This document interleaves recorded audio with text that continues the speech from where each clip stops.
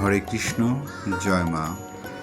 আজকে আমি চলে এসেছি রমনা কালী মন্দিরে। রমনা কালী মন্দিরে ঢুকতেই প্রথমে রমনার বিশাল মন্দির এবং সে মন্দিরের আশেপাশে দেখতে খুব মনোরম দৃশ্য। তারপরে মন্দিরের সাইডে রয়েছে একটি পুকুর, আর সেই পুকুরে মাঝখানে দাঁড়িয়ে আছে ভোলেনাথ, শিব শঙ্কর। পুকুরের চারপাশে রয়েছে সবুজ বৃক্ষ, যা পুকুরের সৌন্দর্যকে আরও বাড়িয়ে দিয়েছে। ভোলেনাথকে মন ভরে দর্শন করার পরে আমরা এবার চলে যাব মন্দিরের ভিতরে।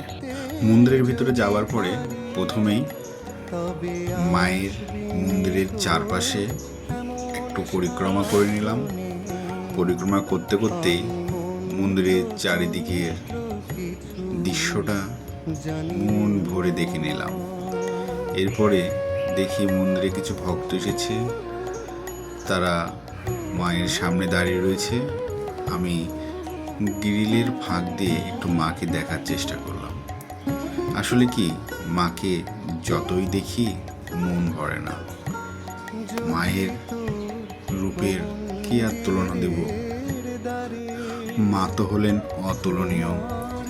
তারপরে মাটির প্রদীপগুলো সুন্দর জ্বলছে এবং ফুল দিয়ে সাজানো রয়েছে, যা দেখতে খুবই সুন্দর। আমি চলে গেলাম একটু দূর থেকে মাকে দর্শন করতে কেমন লাগে সেটা দেখার জন্য। দূর থেকেও মা অসম্ভব সুন্দর। দূর থেকে আস্তে আস্তে একটু জুম করে দেখছিলাম মাকে কেমন লাগে। তারপরে কাছে চলে আসলাম, কাছে এসে মাকে দেখলাম। মায়ের কাছে একটা প্রার্থনা, মা যেন তার সকল সন্তানকে ভালো রাখে, সুস্থ রাখে এবং মায়ের পাশেই রাখে। আসলে কি জানেন, মায়ের পাশে থাকলে সন্তানের কোনো চিন্তা থাকে না। এর মধ্যেই পিছন থেকে দেখি কিছু মা মায়ের আরতি করছে। মায়ের আরতি দেখতে দেখতেই বেশ খানিকটা সময় অতিবাহিত হয়ে গেল। আসলে মায়ের রূপ দর্শন করলে কেমন যেন সময় পার হয়ে যায়, বোঝা যায় না। তো এবার যাবার পালা। মায়ের কাছে যাবার আগে একটাই প্রার্থনা করি, মা যেন সকলকে ভালো রাখে, সুস্থ রাখে। জয় মা। সকলের চরণে দণ্ডবাদ প্রণাম।